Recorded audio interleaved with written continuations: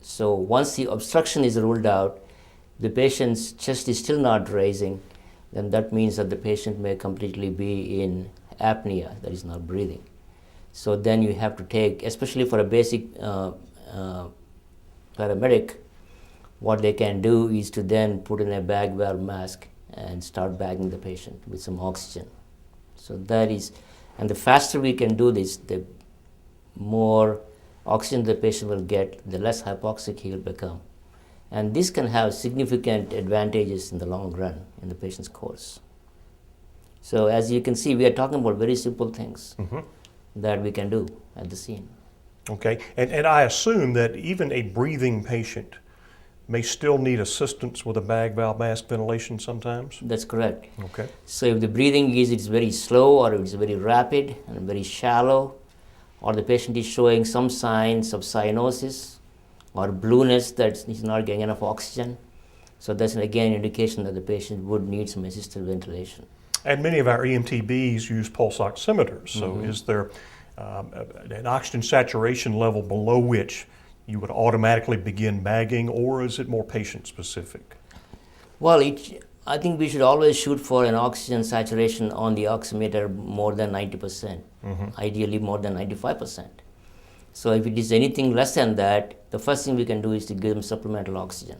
Okay. Second thing is to put in a bag valve and then start bagging them and see if that helps situations.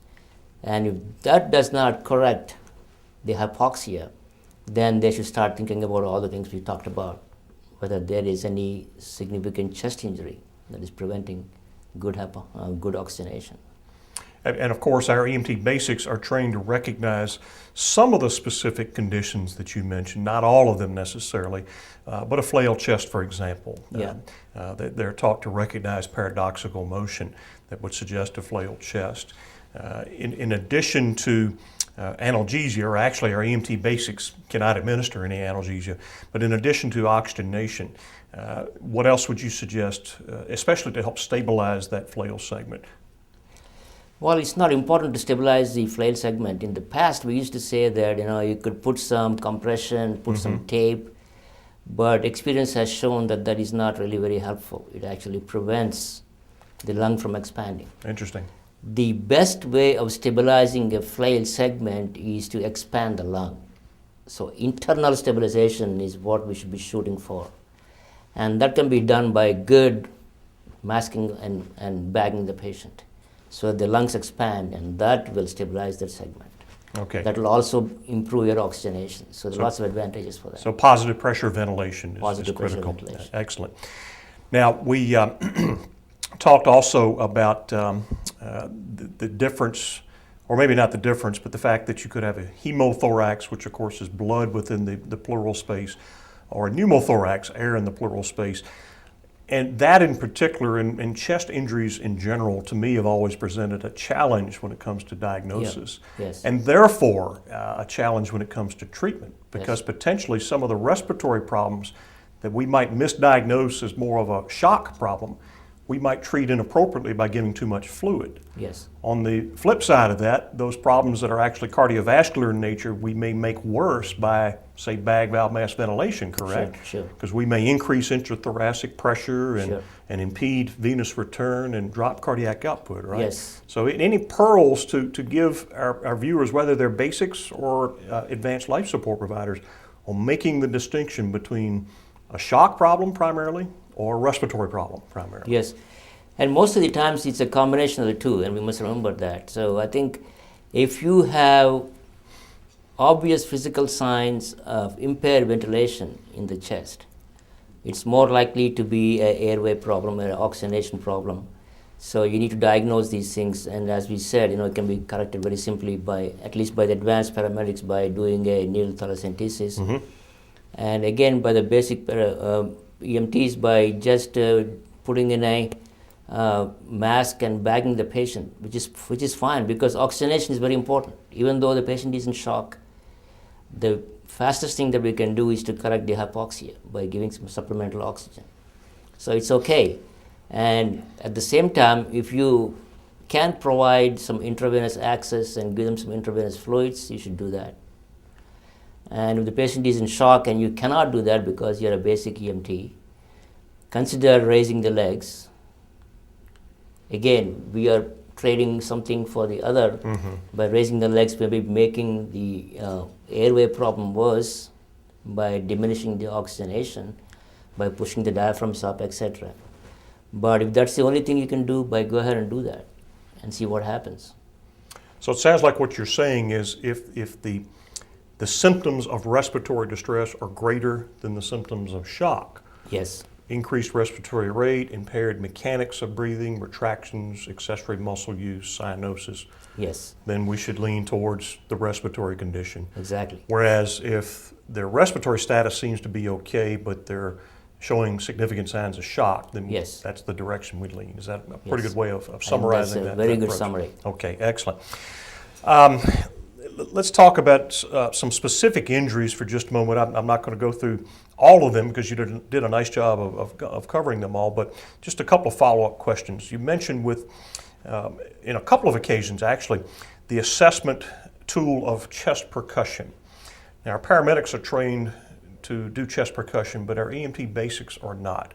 Could you first explain what that is exactly, how they might do that, and how valuable it actually might be in a noisy pre-hospital environment? And secondly, the specific findings of hyperresonance for the tension pneumothorax or dullness for hemothorax. Yes.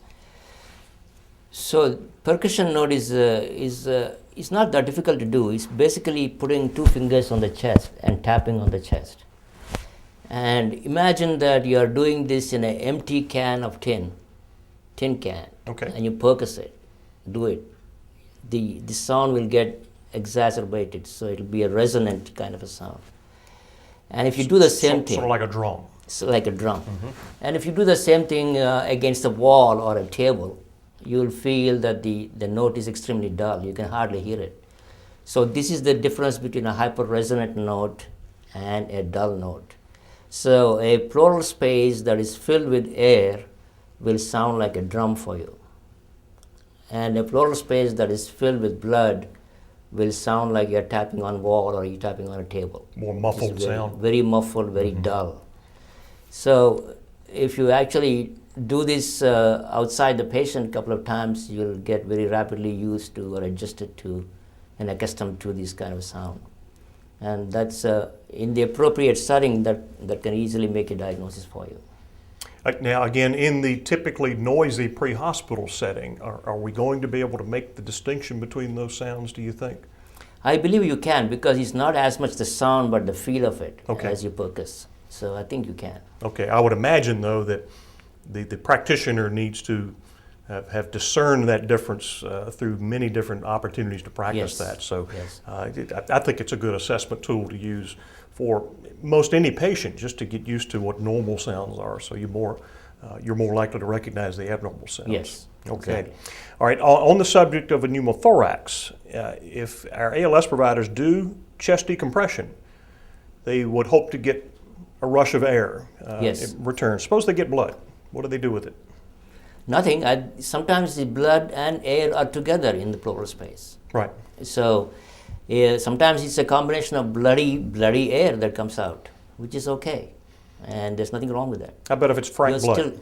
If it is frank blood, as long as it's not massively pouring out, I would suggest that leave the catheter there so that whatever air there is will escape. And again, the patient needs to be transported to the hospital immediately. Okay, if it is a significant amount of bleeding, would Yeah. you remove the catheter or cap it off with a stopcock? You can cap it off. Okay. Yes. Okay. All right. Because I'd been told in times past that it would be helpful to keep the blood in there to help tamponade the source of the bleeding. Yeah, if that possible, has but- been said by some people, but it's a questionable statement. Okay. And the fact Okay. that you actually have a very small needle in there, and the amount of blood that you're actually allowing to escape is not going to cause some great physiological changes. And it sounds like what you might be suggesting is if there happens to be some air mixed in there, you certainly want to let that out. Exactly. Is that right? Okay, excellent. All right, how about for a laryngeotracheal injury? You mentioned that and mentioned that airway management can Yes. be tough with that. And I can't help but think about a response that one of my colleagues had many years ago who had a complete tracheal transection The patient did, not my colleague. And despite that, she ended up surviving. But she was told by the doctor at the emergency room that if she'd have tried to intubate that patient, the patient probably would have died. So I say that to ask this question: is a surgical airway ever an option for these people? Because they have an airway obstruction, and we know surgical airways for the medical airway obstruction may be a last resort. But how about for the transected trachea, partial or complete?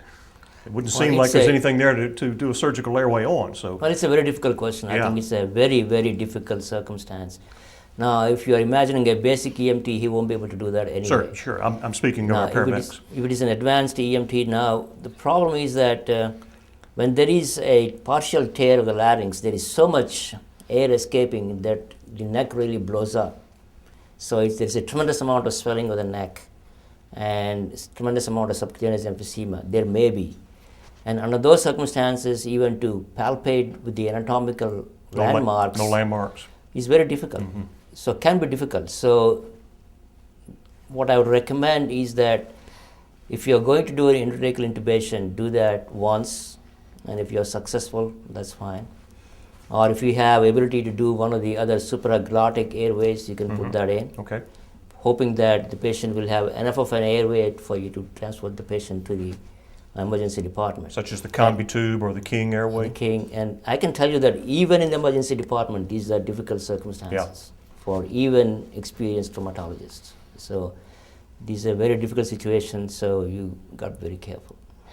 And similarly, the bronchial injuries that you mentioned, I had a patient years ago that ended up having a bronchial tear, and she was a difficult management scenario because her SATs were dropping, and we started bagging her, which in retrospect may have made her worse. But I'd like you to elaborate a little bit on that. The effect of positive pressure, the potential adverse effect of positive pressure ventilation on significant bronchial injury. Seems like you can force more air into the pleural space by doing that, or into the mediastinum. Right, so the bronchial injuries cause a large amount of air to escape into the pleural space. So if you don't have a vent in that pleural space by having a chest tube, sometimes we have to put in 2 or 3 chest tubes to allow for that air escape. If you don't do that, they can rapidly develop a tension and you can have bad outcomes. Fortunately, again, these are not common. Yeah. Fortunately, that they reach the hospital enough so that we can put in 1 chest tube, find out that the lung is not expanded, put in another chest tube, and if it's still not expanded, those are the patients that we take immediately to the operating room, do a bronchoscope, find out where the tear is, and operatively fix it. So fortunately, they are not common. Second, fortunately, they allow us some time for us to diagnose and they take them to the operating room. In the other cases where there is a complete transection, they probably most likely we won't even get those patients to the emergency department. They die at the scene. Okay. All right, let's talk about mechanism of injury for just a moment. You addressed that in the video, but I'd like you to elaborate a little bit more, especially on the data, if you're in a position to respond to this, on how helpful mechanism of injury really is in predicting serious thoracic injury. Years ago, it seemed to be gospel that mechanism of injury was the predictor in the absence of physiologic signs or significant anatomic signs. But more recently, some of the data that I've seen downplay the predictability of mechanism. So can you elaborate on that? Well, certainly if you're talking about triage, we used to play a lot of emphasis on mechanism of injury. And we used to say if it is a bad crash, if it is a high speed, it's got to be an automatic highest level trauma alert. But those things didn't really correspond or very well coordinated. So I think the mechanism of injury is important though in trying to forecast or trying to look for those occult injuries that you may not think of otherwise. So I think when a paramedic tells me that he has seen a high-speed motor vehicle crash where the car is crashed against a tree and it's completely destroyed front and patient may or may not be wearing restraints, that's important information for me because then I have to suspect that this patient may have, as we talked about, a traumatic rupture of the aorta or a bronchus tear or the patient will have significant injuries to the chest in terms of the steering wheel crushing his chest, so rib fractures, flail segments, even blunt esophageal injuries. So those are important clues for me to look for those things. And they may or may not be very obvious on initial examination. So when the paramedics tell me or show me the car and say this is how the crash was, it's good information for me. So the mechanism information is still valuable to you as a trauma surgeon? It's very valuable. Okay, excellent. All right, and then one last thing, and this is kind of a broad question, and I don't know how comfortable you might feel in answering it, but it's on the subject of pediatrics. Are there, I know the answer that there are other considerations or additional considerations, but can you elaborate for just a couple of minutes on both modification of assessment and management of pediatric chest trauma patients?